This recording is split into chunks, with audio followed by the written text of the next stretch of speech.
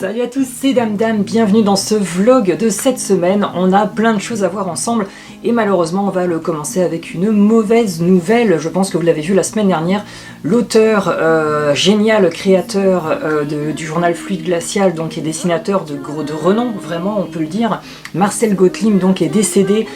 C'est un grand pincement au cœur pour moi puisque je suis très fan de toutes ses œuvres en fait, en tout cas de celles que je connais. La seule que j'avais sous la main là à vous montrer, c'était bien sûr l'intégrale des Dingo Dossiers, qui est une collaboration qu'il avait faite avec René Goscinny. Et c'était diffusé, enfin c'était publié à l'époque dans, le magazine Pilote, magazine de bande dessinée. Et il faut savoir donc que ça c'est une œuvre assez ancienne justement de Marcel Gottlieb, et entre autres en œuvre très sympa que je vous recommande à lire, il y a donc tout ce qui est rubrique à braque. Il a aussi fait des BD un petit peu plus sexy qui s'appellent Ralovi et Ragnagna, qui sont juste très drôles. Puis il y a bien sûr Guéluron ou encore Pervers Pépère bien sûr, et puis Super Dupont dont je n'étais pas forcément si fan que ça. Mais les rubriques à braque, trucs en vrac, on va y arriver. Pervers Pépère et puis les Dingo Dossiers, c'est vraiment des choses exceptionnelles. Si vous aimez la bande dessinée, vraiment lisez ces ouvrages, ça ne vieillit pas, c'est de l'humour qui sera, je pense, complètement éternel. Et voilà, RIP Marcel Gottlieb, voilà, chapeau l'artiste, et ce vlog peut commencer.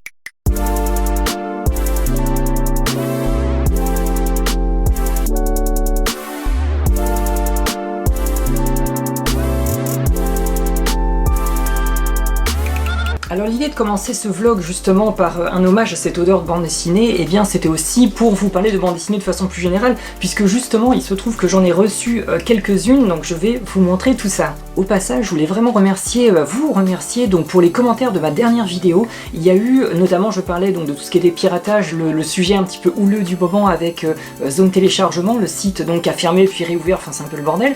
Il y a vraiment eu des commentaires assez longs et assez construits, et franchement je trouve que c'est une bonne chose, donc merci à vous, j'espère que toutes mes vidéos auront des commentaires aussi constructifs. A commencer par la vidéo objet what the fuck. Et on commence par cette bande dessinée qui, je pense, vous est totalement inconnue, enfin en tout cas aux plus jeunes d'entre nous.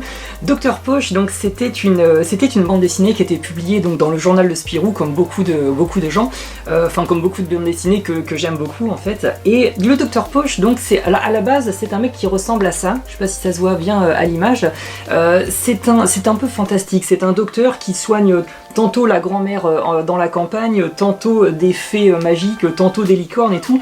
Et il y avait une bande dessinée en fait, vous savez, je vous avais déjà parlé, j'ai une grande collection du journal de Spirou que mon père avait commencé, que j'ai continué justement avec mon frère, et justement mon frère que j'ai revu il n'y a pas si longtemps que ça m'avait donné un vieux journal de Spirou que je ne connaissais pas en fait, que j'avais complètement oublié, et avec une histoire notamment qui s'appelle Carabouilla de Dr Poche. Donc on s'attarde plus justement sur son enfance, et en fait c'est l'histoire qui raconte pourquoi le Dr Poche a choisi de faire médecine et a choisi d'être docteur. C'est une BD très émouvante. Les autres histoires sont plus justement sur son enfance à la plage et tout, c'est peut-être un peu moins bien, mais la première histoire qui fait une quinzaine de planches est juste fabuleuse. Dr Poche, c'est une valeur sûre. Alors, il y a pas mal de choses dans ce paquet-là, je vais vous montrer tout ça. Par quoi je commence? Par la bande dessinée ou pas? Ouais, allez, vas-y, comme ça on parle que de bande dessinée, en tout cas pour l'instant. Une BD qui est vraiment excellente, encore une fois. On parlait bien sûr en début de ce vlog de Marcel Gottlieb. Il y a évidemment un autre maître de la bande dessinée, donc qui s'appelle Franquin, je pense que vous le connaissez, qui a créé notamment le Marsupilami, qui est connu pour sa participation, comment dire, à Spirou et Fantasio, bien sûr, même si les dessinateurs ont beaucoup changé avec le temps.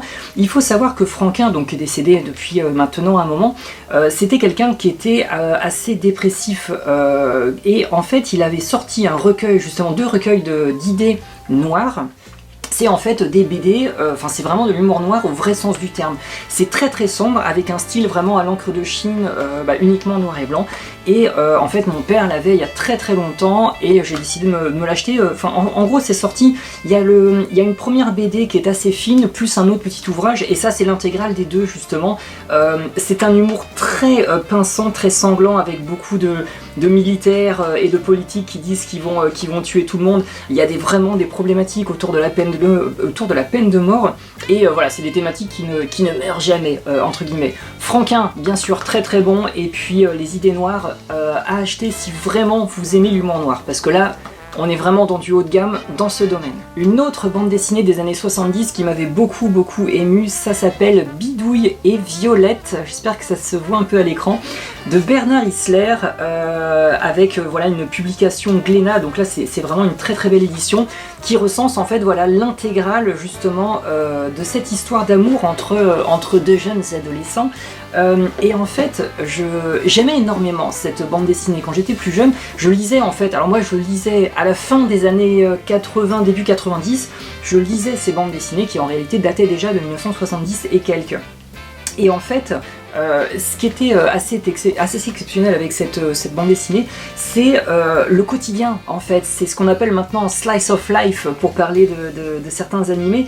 Ce sont des animés qui décrivent, ce sont des animés et des bandes dessinées du coup, qui décrivent le quotidien. Il n'y a pas de grand scénario, personne ne va sauver le monde ou quoi. C'est juste le quotidien de Bidouille et de Violette, deux adolescents qui sont à peu près amoureux l'un de l'autre, mais ils mettent forcément 58 milliards de planches avant de s'en rendre compte.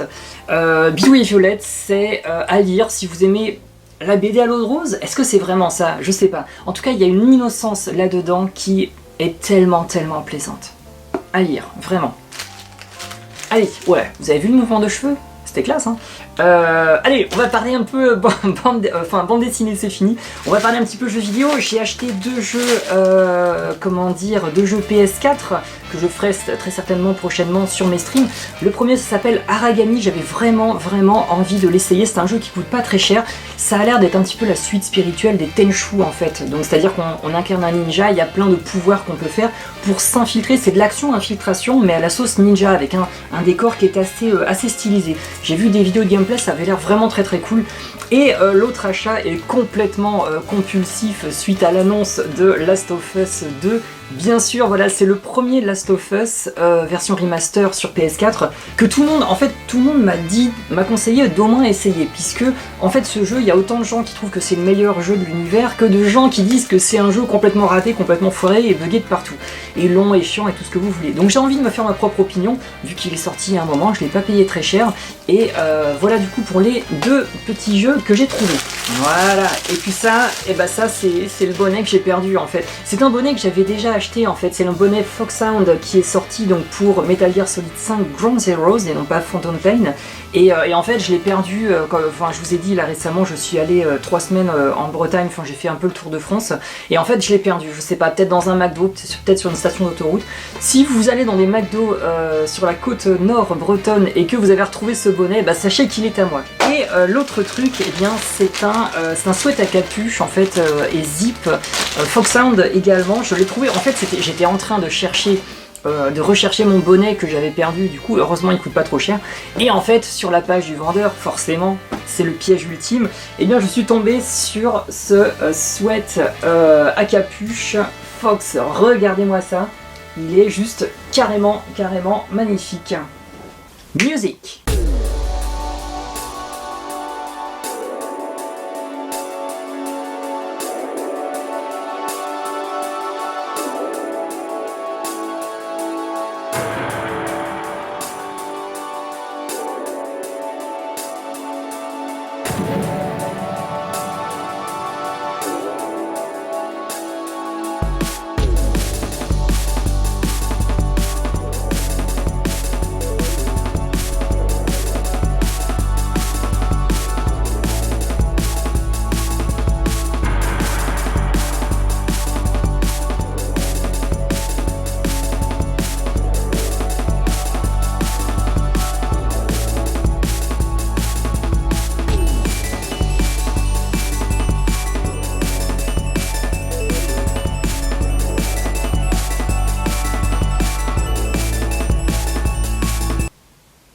séquence était relativement gratos.